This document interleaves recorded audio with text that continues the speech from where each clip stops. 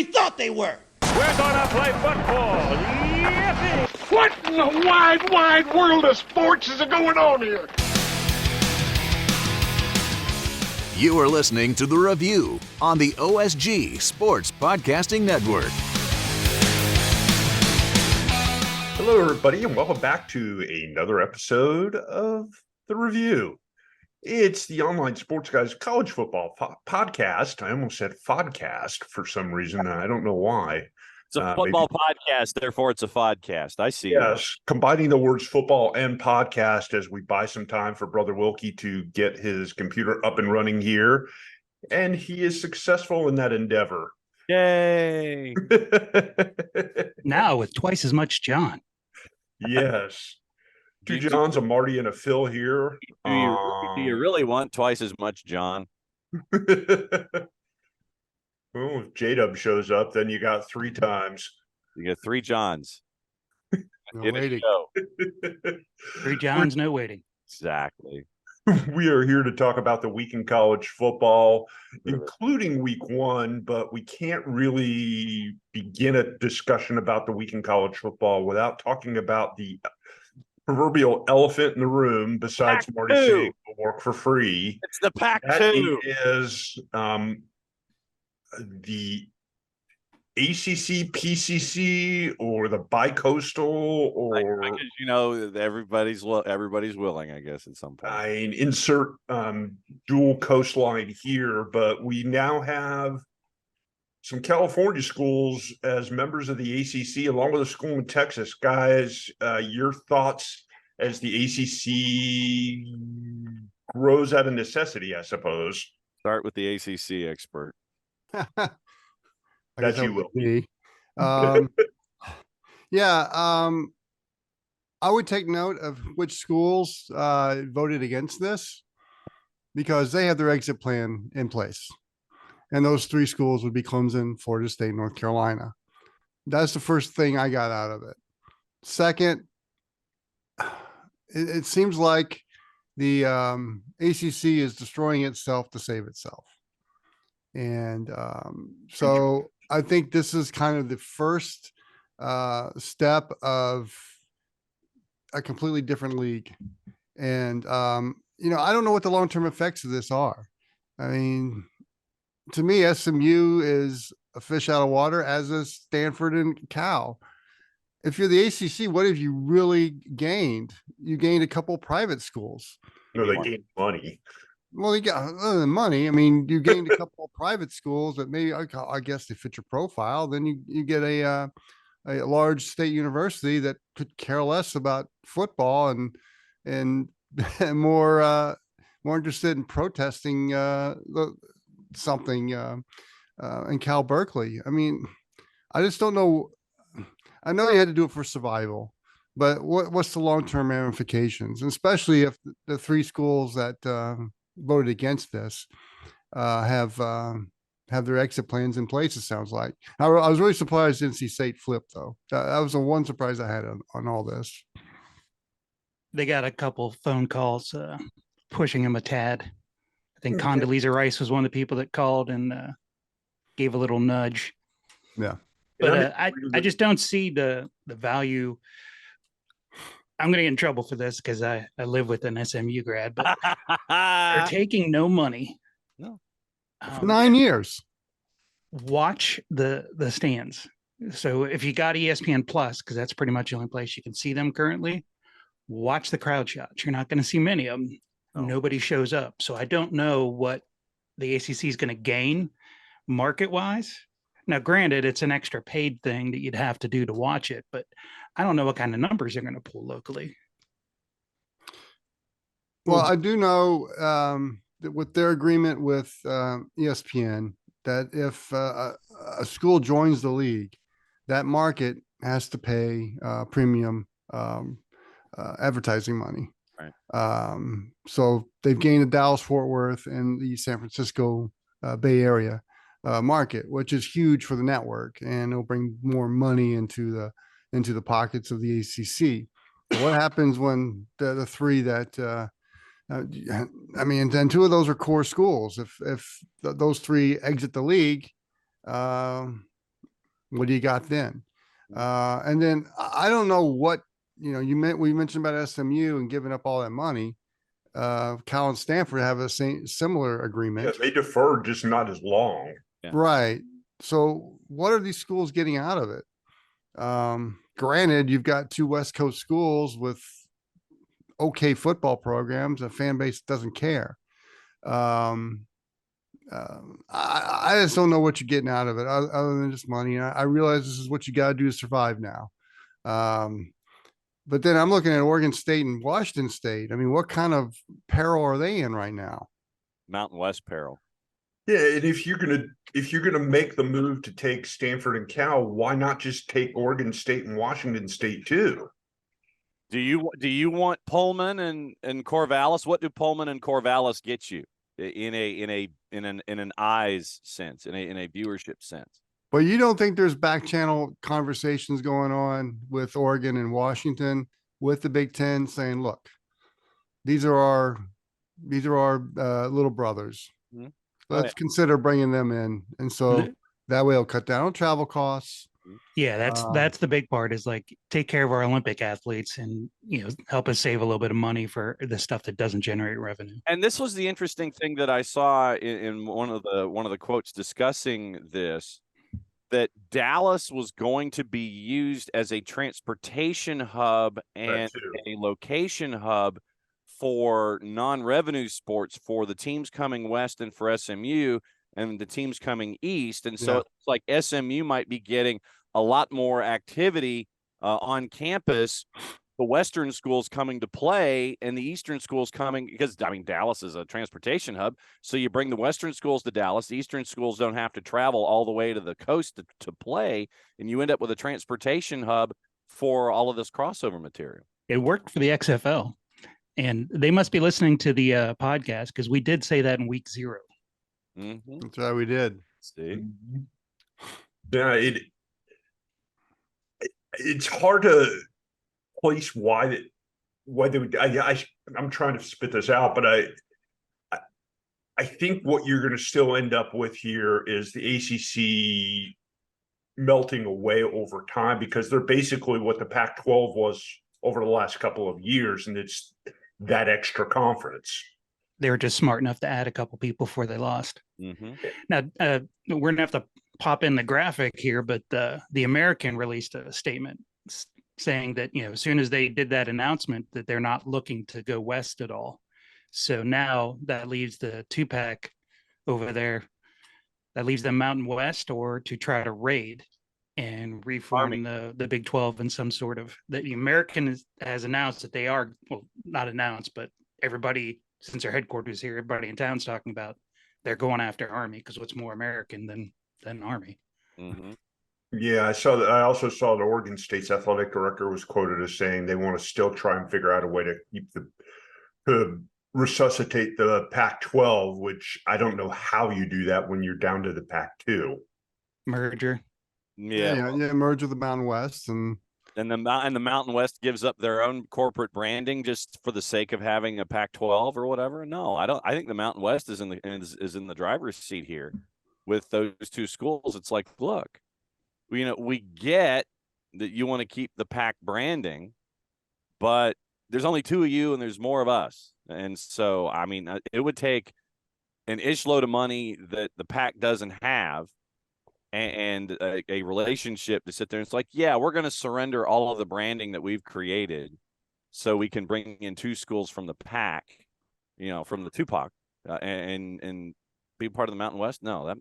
They're still, even though there's only 2 of them, they're still considered a Power 5 for the time being, and they still have an automatic bid until they reconfigure the playoff. Yeah, I mean, look at it this way, and that's at least 2 years, because that schedule's down out for the. If you're Oregon State, Washington State, essentially by moving to the Mountain West, you're losing $23 million a year. And see, that's why I think there's some back channel discussions going on between Oregon, Washington, and the Big Ten about perhaps bringing them along into the Big Ten. Travel costs is one thing. You can keep some of the Civil War and the Apple Cup. And it's just whether the Big Ten will expand enough to bring them in. I think there's a lot of positives there. And I do think there's some back channel negotiations going on. Whether it comes to fruition, I don't know. But those two universities have got some soul searching to do. And do they really want to keep that brand, that Pac-12 brand, or do they want to explore other options, whether options that are out there for them? I wouldn't want to be the AD and presidents of those universities right now. No. I definitely agree with Wilkie there, because when the American was so quick to release that statement about not going after two obvious teams, that tells you right there that somebody's talking about something in the background. I mean, that makes it obvious that there's something in play. Yeah, Brother J-Dub just joined the party, and brother, we are talking about the ACC, and you're located right there in North Carolina in the heart of ACC country. What's been the reaction there to all of this craziness? A lot of the stuff I hear is about the eventual name change of the conference now, because you can't be the Atlantic Coast Conference if you've got, California teams in there. And it's a lot of it's been confusion now as to why these teams, why now.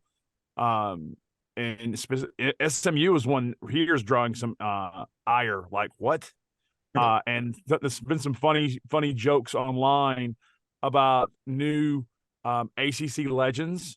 Like Tiger Woods is now an ACC legend. Don Elway. Eric Dickerson, yeah. Don Elway. Yeah. There have been some funny jabs at the conference itself here. We may or may not have made some of those jokes at the beginning of the show. but there's a lot of confusion as to why these teams, why now. And that's what we're hearing. Marty keeps holding up the "We'll work for free" sign. Work for free. Basically what's happening here. Well, J-Dub, that comment you made about Tiger Woods being an ACC legend and Eric Dickerson reminds me of a quote from Norm Stewart, the former Missouri head coach, men's basketball coach, who, when he was named an SEC coaching legend, his quote was, "Who knew I'd be a legend in a conference I never coached in?" I mean, it's silly how all this is happening. And, I'm really surprised.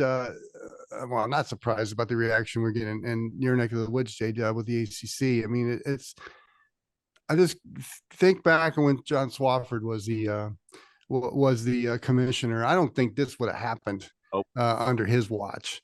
And now basically Jim Phillips is destroying the brand to save the brand. And it's very disappointing to see what's happening over there. Even the move to Charlotte for the conference office didn't seem to be well received in your neck of the woods as well. It's Greensboro, always has been always should be Greensboro. Yeah. But could Swofford have done anything about what's been the driving force behind all this change, which is at the end of the day, money?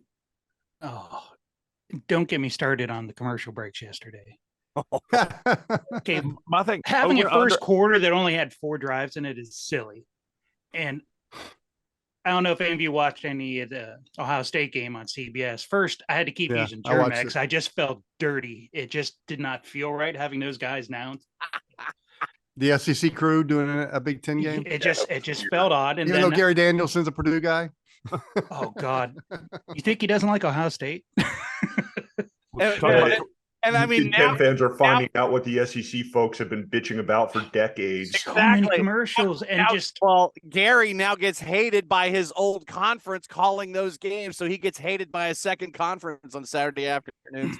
You could tell by the fourth quarter somebody said something to him because he lightened up a little bit, but it just didn't feel right. Gary, and speaking of commercials, over under how many commercials Deion Sanders was actually in yesterday? How many? I mean, it's just crazy. I told you last week he was a car salesman, but that was the only ad he didn't have. Give it time. But you were talking about ads, and this is just something from a different standpoint of production-wise. I'm obviously, a lot of you guys know I'm a PA announcer for Campbell University, and we were running, obviously schools have media breaks where the red hat walks out on the field, you do commercial breaks, etc. We went almost a quarter and a half where we had, I think, 7 total media breaks. We only had 2 because they just weren't going to. We weren't going to commercial break, and it was just weird. Like we have things we have to talk about. We have sponsors we have to talk about. Flow Sports is our, we had to talk about these things. Why is the production house not going to break? So that was from a different standpoint. Just because William and Mary's offense is, hey, let me run the ball 1,000 times and run the clock down. And next thing you know, it's second quarter and we've only had 2 series. But that's just a completely different gripe I had to get. But I think that's the difference between Flow and their early production model and the Plus and their production model and the larger partners when it comes to games with Go Fives, Power Fives, and lower division stuff. One thing I know, we got to go to break here in a couple minutes. One thing that has stuck in my mind with the death of Tupac again, there are some incredibly talented people who will be chasing after work.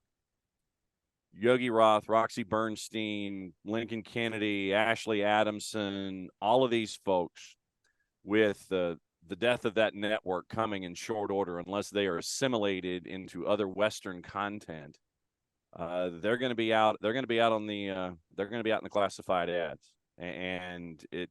As we're all a part of the business. We've been in it. We know what it's like, and for them to have their network basically fall down around them through no fault of their own, you're going to have some very talented people once again added to the list of more talented people who are going to be out there looking for work. You could arguably say that about it. Have pretty much everything having to do with the Pac-12, not just the network. No doubt. Yeah. Absolutely. And what you're seeing, and I was going to say while we were talking about the commercial breaks, is what we're seeing is the college football broadcast basically mirroring the NFL broadcast, which are borderline unwatchable due to the fact that there's so many freaking commercial breaks. Revenue equals commercial breaks, direct proportionality. Yeah. I could put up with the more commercials if you would have more plays. So go ahead, do your more commercials, but change the clock rule back. Jesus, nobody wants less football. That's un-American. Common sense is so uncommon, it should be considered a superpower. It's time to fix the clock rules. Yes. All that being said, it is time to go to a break here, as a matter of fact. When we come back in the second half of the show, we're going to talk about the week that was in college football. Some interesting games, a lot of cupcakes, but not all of them ended the way that they should have. That and more when we return to the second half of the review on the OSG Sports Podcasting Network. Please like and subscribe. Hi, I'm Gary Sinise. There are thousands of veterans still living on the streets of our nation. Please support Veterans Matter. Your donation can help house a veteran in minutes and prevent another from losing their home. Donate at veteransmatter.org or text VETS to 41444 to make a donation of any amount. Let's all help Veterans Matter take care of our own. Thank you.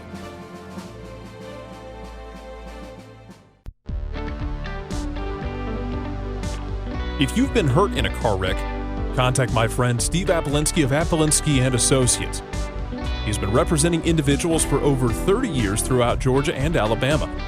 Email him at steve@aa-legal.com or call him 24/7 at 404-377-9191. The initial consultation is free.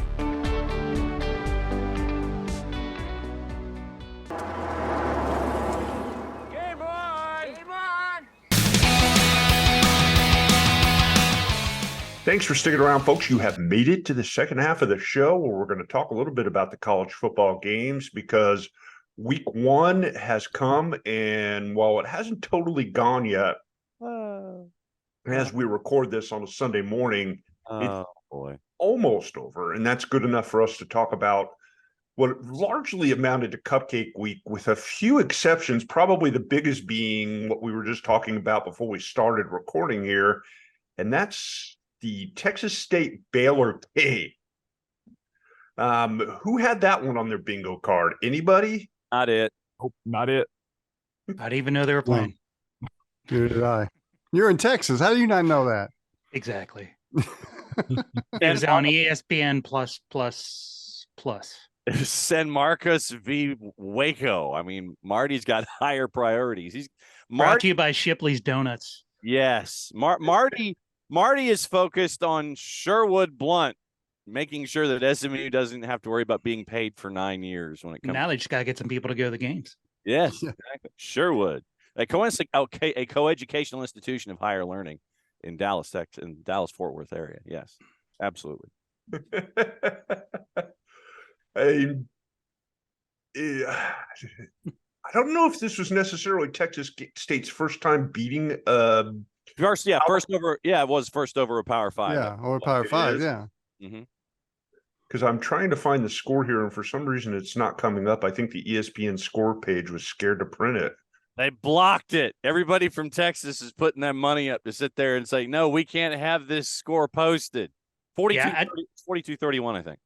I saw that come across the ticker, so I ended up tuning into that game. And, if I'm Baylor, I'm wondering, okay, your starting quarterback is there with tape around his knee, then a brace on top of that, and then a compression sleeve over that. If I'm the second string guy, I'm transferring today. He came in, he did well when they finally put him in, but there wasn't much time left. Yeah. Well, speaking of transfers, you got TJ Finley leading the Texas State team. Yes. Yeah. Former Auburn. Ring that bell behind you, John. By the way, there were some folks who decided to start the narrative. Did Auburn make a mistake in letting TJ Finley go? No. TJ Finley is not a Power 5 quarterback. Congratulations to TJ Finley making a home in San Marcos, but no. There were actual Alabama-based beat writers who were saying, did Auburn make a mistake in letting TJ Finley go? No, they did not. Yeah, but don't all quarterbacks that leave Auburn do better, like Bo Nix and him? Well, Bo Nix is just saying. He's like in his ninth year in playing college football, isn't he? Yeah, and Zach Calzada is at UIW. He's at Incarnate Word. So all of these quarterbacks that were associated with SEC programs, they're going over to Incarnate Word. They got to be playing somebody from the SEC in the last week of the season. Then, yeah. So I'm surprised they didn't play him in the first week. Oh no, the pre-championship weekend. That's who they always play. And speaking of Incarnate Word, you got GJ Kinney coming over from Incarnate Word to actually lead the Texas State team over Baylor. So the Bobcat UIW for the win. And all these connections to Texas State, it's like Kevin Bacon. Quite crazy. It's like a bad Kevin Bacon joke. Yeah, it is. Kidding. Well, the bad Kevin Bacon joke is on Baylor for losing to Texas State. If I'm Baylor, I got to find at home. If I'm Baylor, I got to find an offensive line. I mean, the five of us probably do a better job. Well, a little late for that now. John's got experience. Yeah, I'm over 6 foot and over 300 pounds, so it's a good place to start. Of course, for me, that was 300 pounds ago, so I don't know if I can still do it or not. 3 sacks, 10 TFLs for Texas State yesterday. There you go. I would not want to have been in Dave Aranda's coaching room this morning talking about what's happening next. I don't want to be at practice on Tuesday. Oh no. I'm going to jump in here with some games that started on Thursday, and I'm going to go to one game in particular that kind of jumped out to me. Utah with a 24-11 win over the Florida Gators, who continue their tailspin because Utah was playing without their starting quarterback, without a whole bunch of people, and yeah, they were playing in Utah, but man, I'm not sure that if Florida can't do much on Utah in the first week of the season, Florida's going to have a long year, but Utah at the same time, they're always good. Oh, yeah. At home, biggest crowd ever in the history of Rice-Eccles Stadium. And we're being forced to watch with our own 2 eyes how Dan Mullen left the University of South Georgia Gainesville campus barren for Billy Napier. Now you wonder how much patience they're going to have there at USGG and see how much longer Billy Napier is going to be there. And sadly, a lot of folks, I think, are going to dump on Napier for what Dan Mullen did or didn't do in his last couple of years in the program when he wanted to cut wrestling promos instead of actually coach. Well, And what got me, I know Florida's without their running back, but Trevor Etienne was the leading rusher for the Gators, 7 carries for 25 yards. and I think that goes toward Utah's defensive effort. I mean, this is the first time I've really seen an SEC team go out west and actually get outplayed on the line. Usually SEC teams are much bigger and faster on the line, not this time. And that goes to show you Kyle Whittingham and how he's been able to build that Utah program with the basics.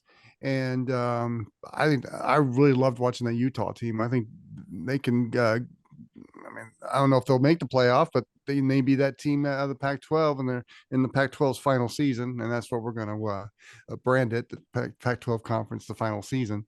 I think they're the favorite right now. I think they could probably, after what I saw from Southern Cal, with their defensive problems still kind of there, to me, Utah is the best team in that conference.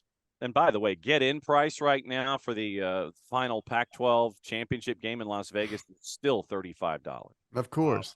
Now, Florida's got buy on that. Definitely not a collector's item. Not yet. No. Now, Florida's got McNeese State next at home. We'll see how healthy they get in that one before they play Tennessee. But you were talking about teams who need to find offensive lines. Utah basically sacked Florida 5 times, had 7 tackles for loss, had over almost 70 tackles as a team. So that's beat them with their own style. Not a bad defensive line. Another interesting game, at least a game that kind of made me, I guess, snicker a little bit, was Minnesota taking down Nebraska 13-10. Another heartbreaker for the Cornhuskers, who seem to find new ways to lose at the buzzer on a weekly basis. It was the storyline of their season last year, and they picked up right where they left off. Both of those teams are not good. I thought Nebraska looked better than they did last year. At least they got some hope.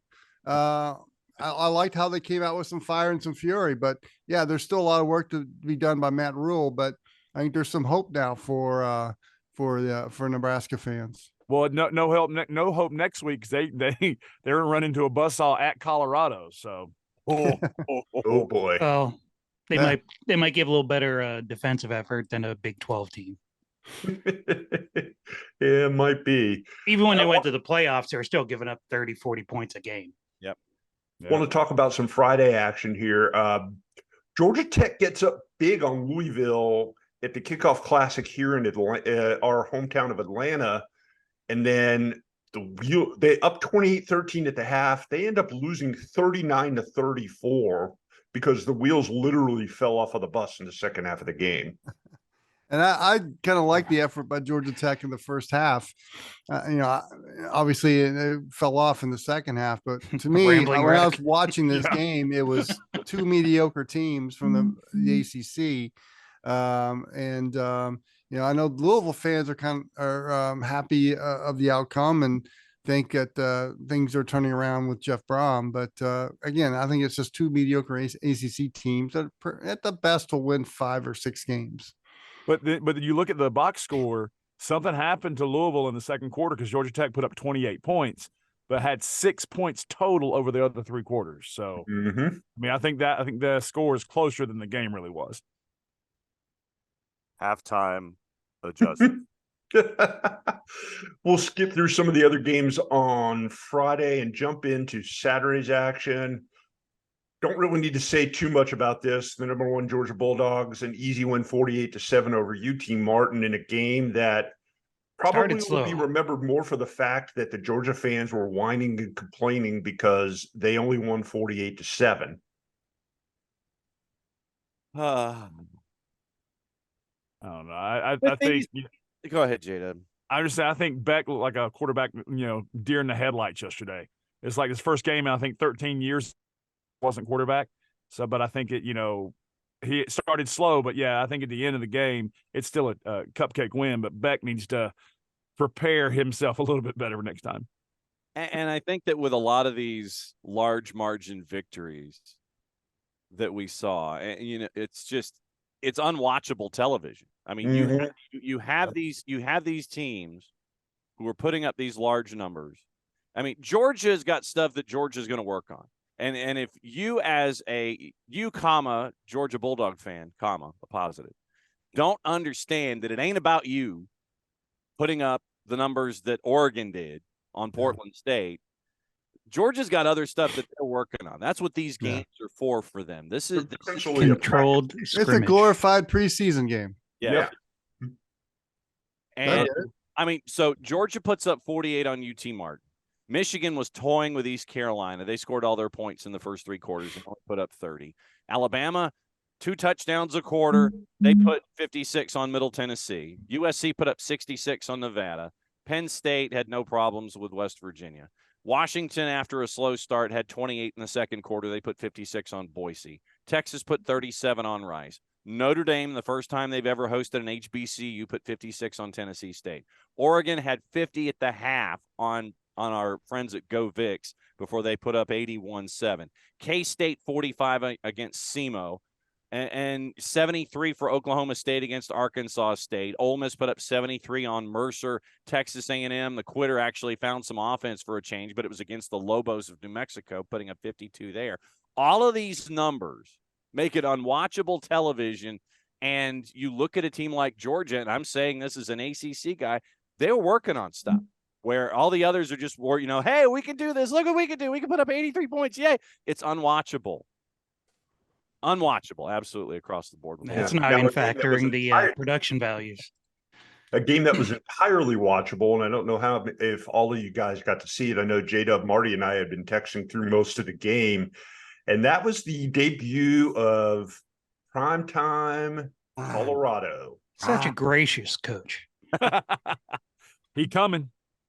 Oh, Jesus. 45-42, Colorado gets the win in a game that didn't feature a whole heck of a lot of defense, but it sure the heck featured a lot of offense. Kader Sanders for 5 spins and a lot of scores. That was I will have to admit, when this game started, I was like, Sonny Dykes is going to coach circles around Coach Prime. And just because I thought TCU was a deeper team, I thought, coming back, they had, they were in the national championship last year. Prime had 69 new players on his team, trying to rebuild the team from scratch. I will have to say I was proven wrong. His offensive system worked, went up against the defense. It wasn't bad, and Shedeur Sanders picked it apart. And I thought it was a game that ended, they were 21-point dogs when the game started. This is another one I did not have on my bingo card. Yeah, no, I just want to bring up 2 points before everybody gets carried away with the car salesman. They had no tape to watch of these players together or what offensive system they're going to run. Next week, granted, Nebraska, but there's going to be tape on them, and then people are going to start picking that apart. That's when you tell he's a good coach. Don't go nuts the first week when you beat a team with no defense. That's exactly what someone else said, that, with no tape, it's really easy to beat somebody. It's like that the quarterback who comes in a backup and wins the game because no one got tape on him. That's a very good point. No, but I give credit to the Colorado offensive coordinator for some of that too. They had a hell of a good game plan and they executed it really, really well. It also helps when you have Travis Hunter on your roster, who probably put together the best performance I've ever seen by an individual in a college football game on both sides of the ball. I think he played over 110 snaps too. Yeah. Sorry, John, didn't he come from Florida State? Yeah, well, he was supposed to. He was supposed to go there. Supposed to go there, but then on National Signing Day, that was the whole seismic shift of NIL. Really, when Travis decided to go, everybody's saying, yeah, Florida State. And then he announces Jackson State. Everybody was like, okay, that's when NIL is starting to get squared away with college football players. He lifted up the hat with the bag next to it. Yep. And I really give him credit because I live very close to that stadium at TCU, and it was not a nice day yesterday. It was over 100, like it's been for a straight month and a half. Oh yeah, the air temperature was like 99 degrees, and they measured it at like 111 on the field. If he doesn't have a sports drink NIL deal by tomorrow, I'm gonna be shocked. No kidding. Because that's But- someone who's, Wilk, you several people here have experienced, playing athletics at a high level, doing 110 snaps in a Division I game while still running full speed, both on defense and offense. I don't, I couldn't do that at my best. And I can't imagine someone had the like Marty said, he needs a sports drink or some kind of body shaping health NIL deal now, because Travis Hunter looked just as good in the fourth quarter as he did in the first quarter. I'm just saying. And that's going to feed off that Colorado team. Now, I think you made some really good points, Marty, about Colorado people having on now we're going to have tape on them. But at the same time, I saw a lot of talented players out there. I saw a lot of players out there that were giving their all effort. And I think that's a credit to Coach Prime as well and his coordinator, especially Charles Kelly, the defensive coordinator, because that defense I thought played much better than I anticipated, and they still gave up 42 points. The other thing is regarding TCU. People are wanting to write off TCU right now because they lost to Colorado. I wouldn't. I still thought that was a pretty talented football team. I thought Chandler Morris did a really good job as the quarterback for TCU, and I don't want to write them off. But I think they're still a pretty good football team. They'll probably win the Big 12 again because Sonny Dykes is that good a coach, and he's still got players there. We hear about Colorado so much and they put together a great performance, but TCU to me should be written off because they were the foil to Colorado's resurgence. And look, to me, when I watched that game, and I watched that game flat on my back because I was suffering from the flu yesterday. So sitting upright here is kind of a victory for me to be able to do this podcast. He's on the 7-day DL right now. Yes. I kind of think we are seeing, if he sticks around this to stay successful, we may be seeing the birth of Miami of the 80s, or the UNLV team of men's basketball of the 90s. This is a kind of new hip team that Deion Sanders might be the program that he's building right now might be comparable to the Georgetown men's basketball teams of the 1980s as well. Don't discount his sellability. I know you guys call him a car salesman, and then he has that aspect to it, but he's getting players, and I credit Colorado's AD for giving him a shot, and it started out great so far. We'll see how it ends. But yeah, I want to see how injuries are going to come. Yeah. Injuries are going to be part of this too now, besides watching tape. But Wilkie, to your point about how not to discount TCU, I know I hate the phrase, it's a good loss. I hate that phrase, but I think that's an SEC term, quality loss. But I think a thing to look at in that fourth quarter, there were 5 lead changes. Yeah. So either team could have won that game. Nobody quit. So I mean, it was a high quality, good game on Pancake Saturday that I thought it was a good game to watch from beginning to end. Regardless of who was involved, it was a fantastic game to watch. Definitely a max effort game by everybody involved there.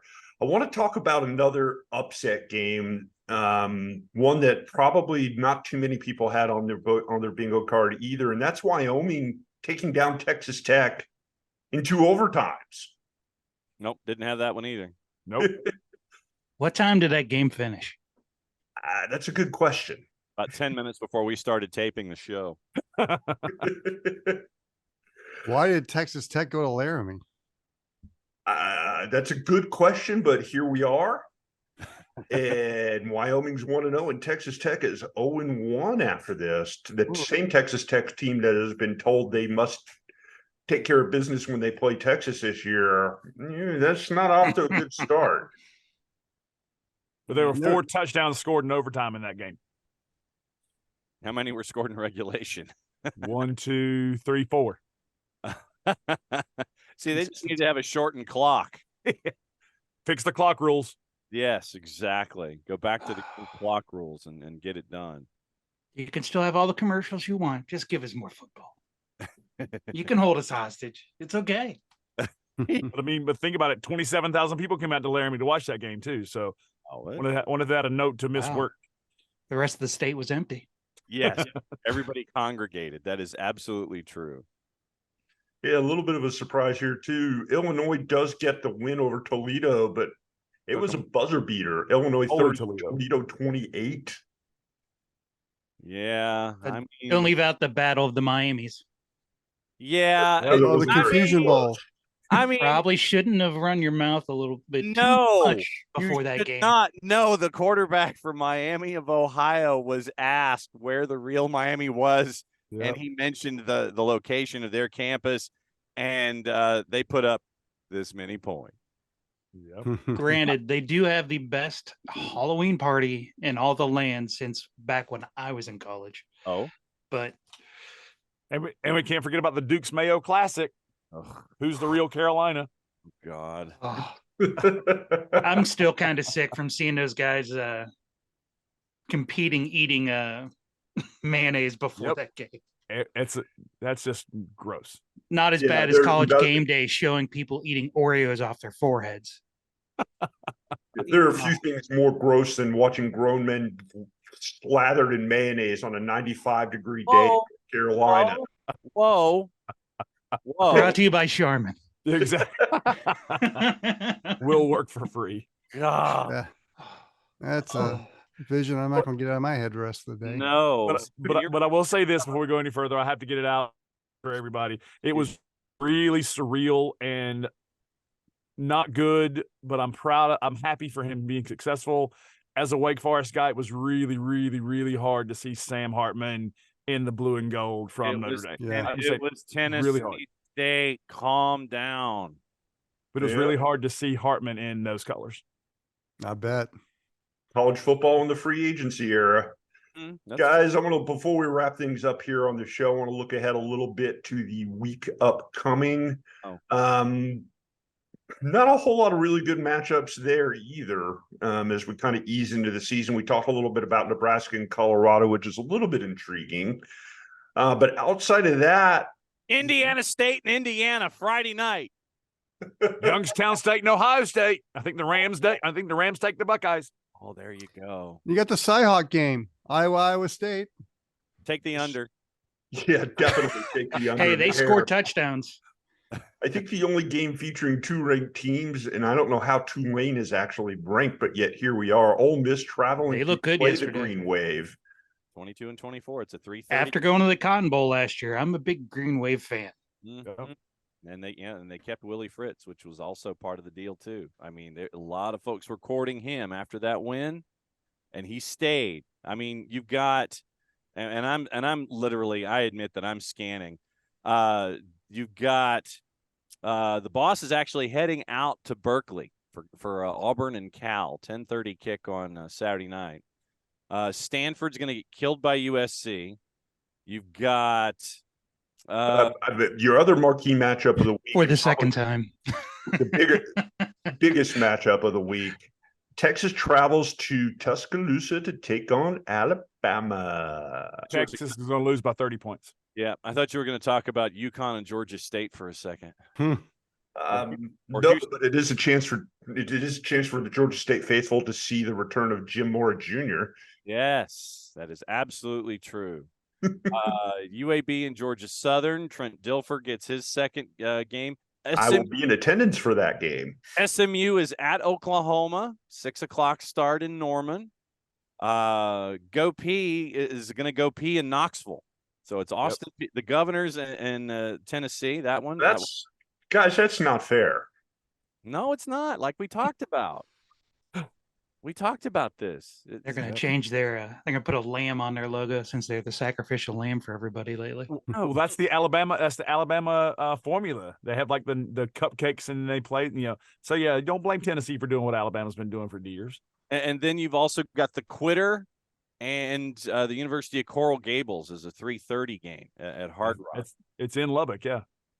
I mean, that field did not look good. God, Wait, I mean, hang on, I'm going back to see which game you're talking about. Texas, Texas Miami. at Miami. Yeah, two teams that I could give a royal rip about, and I want the under. I want negative scores. I want negative yardage. I want neither team to win. I want it to go 17,000 overtimes, and I want them to still be playing by the time we come back next week. I don't You're ask asking a for lot, much. are you? I'm While not we're going crazy, I want to abolish the NCAA and start a Premier League type system where we relegate teams. Oh, see, Oh, okay. Here's a That's game that coming. Marty's going to be totally Mhm. conflicted on, and I'm going to ask him flat out to pick a winner here. okay. Ohio State hosts Youngstown State. J-Dub already chose Youngstown. Yep. I'm Oh, going for the wow. Rams, baby. Now I got a nicely printed degree back there from Youngstown State, but my first football game was Ohio State because my brother worked at the athletic department there back when he He was was an in college athletic for reporter? quite a few years. Yes, sir. we had many a tailgate there from an early age for myself, but I got to thank them for helping the Youngstown State athletic department with a very nice donation. They And- could have given more since they paid other teams from out of state more, but we'll take it. There you go. And if you've had an incredibly awful day with your juice boxes, 11:59 kick, Albany at Hawaii at TC Ching Athletic Complex. How the heck did Albany afford to fly out there and play Hawaii? Okay, no, that athletic complex is mobile, right? Mhm. It's a portable one. So is it still in the same parking lot, or have they moved it? No, it's still there, and they're actually expanding it now. I watched the Stanford game, and they're actually building it out now. Now, if they move the swamp meet over there, I might be on board for going to a game.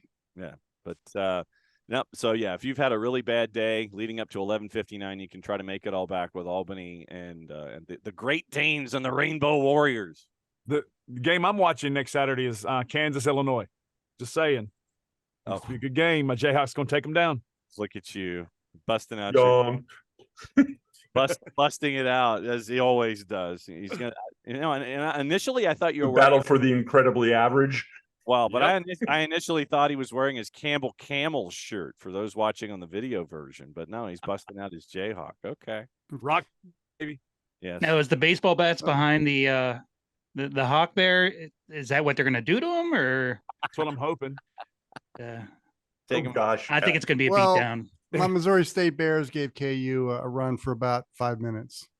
5 minutes. Yep. Youngstown State got the W. They messed around in the first half, and you could obviously tell that coach said something at halftime because they just rattled off like 3 straight scores coming out of halftime. Broke out the Southern hair Eagles with an easy win, 34-0 over the Citadel. A good way to start the season. And we will be there in attendance next week to see the game against UAB at Nice. Paulson Stadium. Right. And since I'm an ACC guy, really, truly, the one game I'm looking for on the schedule tomorrow or next weekend is NC State, Georgia Tech. I mean, NC State, Notre Dame. Can NC State hang with the Fighting Irish? Because if they can, then that will bode well for them in the rest of the season. I think I don't know. I wouldn't necessarily say it's a trap game for Notre Dame because I think Notre Dame's going to beat the brakes off of them. But I think it would be a good test for the Wolfpack to see how they do against the Fighting Irish. Dave Doran will get another contract extension. 7-win Dave. Mhm. Guys, you got anything else here before we kind of wrap things up? Support your local school, even if it's not local and it's not your alma mater. Yep. Do it. Amen. I didn't realize Maggie was going to chime in. That's her barking in the background. That means she wants to go out for a WALK, and that means that we're done. Now she heard the dog next door start to bark. The sound of my people. Hashtag will work for free. So Get it many things trending. this week, guys. Hopefully we won't have another galactic realignment before we meet again to talk about the world of college football next weekend. You will. Don't jinx it. Don't We'll jinx have it. something. Youngstown State to the MAC. I want to make that happen. Okay. Miami of Ohio to the ACC. There you go. Yeah, they're too close. We need to have a Montana, contest Wyoming to for the new name for the ACC. The ACC. What about The the Big bipolar East or the conference. They're going to call themselves Southwestern Conference? That's open. Conference USA. They're going to swap names finally. I still like the bi-coastal, but that one hasn't gone very far. I heard the American Coast Conference, but Oh, God. Oh, gosh. Stop. On that note, I will wrap things up for the entire OSG Sports team.